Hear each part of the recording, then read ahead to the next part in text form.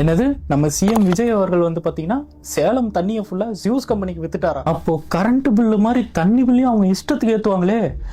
அச்சச்சோ, இப்படி வாட்ஸ்அப் குரூப்ல வர மெசேஜை மட்டும் நம்பிக்கிட்டு ஹாலிவுட் பட ரேஞ்சுக்கு உருட்டிட்டு இருக்க இந்த கூட்டத்துக்குலாம் ஒரு ஃபேக்ட் செக் இப்ப நான் சொல்ல போறேன். இந்த ஜியூஸ் கம்பெனி எப்படி வந்துச்சு, இந்த நிஜமான அரசாங்க டேட்டாஸ் எல்லாம் கொஞ்சம் அனலைஸ் பண்ணி பார்த்தோம்னா இதோட ஃபேக்ட் என்னன்னு தெரியும். வெறும் 24/7 வாட்டர் சப்ளைக்கான ஆப்ரேஷன் மெயின்டெனன்ஸ் கான்ட்ராக்ட் மட்டும்தான். இந்த பைப் லைன், ரிசர்வாயர்ஸ், வாட்டர் இப்படின்னு சொல்லிட்டு எல்லாமே 100% சேலம் மாநகராட்சி கையில தான் இருக்கு. எந்த ஒரு பிரைவேட் கம்பெனிக்கும் ஓனர்ஷிப் மாறாது. அதுக்கப்புறம் இந்த தண்ணிக்கான வரி முழுக்க நிர்ணயிக்கிறது நம்ம அரசாங்கம் தான். ஜியூஸ் கம்பெனிக்கு தண்ணிக்கான வரியை ஏத்துறதுக்கான எந்த ஒரு சட்டப்பூர்வமான அதிகாரமும் கிடையாது. இந்த ஒண்ணுமே தெரியாத கூட்டம்லாம் இந்த ஜியூஸ் கம்பெனி டிவி காட்சியில வந்து கையெழுத்து போட்டாங்க அப்படி இப்படின்னு சொல்ற கூட்டத்துக்குலாம் ஒண்ணு தெரியலன்னு நினைக்கிறேன். லாஸ்ட் 8 இயர்ஸா கோயம்புத்தூர்ல இதே ஜியூஸ் கம்பெனி தான் 8 வருஷமா எந்த ஒரு ப்ராப்ளமும் இல்லாம தண்ணி சப்ளை பண்ணிட்டு இருக்காங்க. இந்த கூட்டம்லாம் கதற மாதிரி ஏன் அரசாங்கம் ஜியூஸ் கம்பெனிக்கு இந்த ஆர்டர்ல கையெழுத்து போட்டாங்க அப்படின்னு சொல்லிட்டு ஒரு கேள்வி இருக்கு. இந்த பைப்லைன், பழைய பைப்லைன்லாம் உடைஞ்சி இந்த தண்ணி வந்து 20% ஆஃப் வாட்டர் வந்து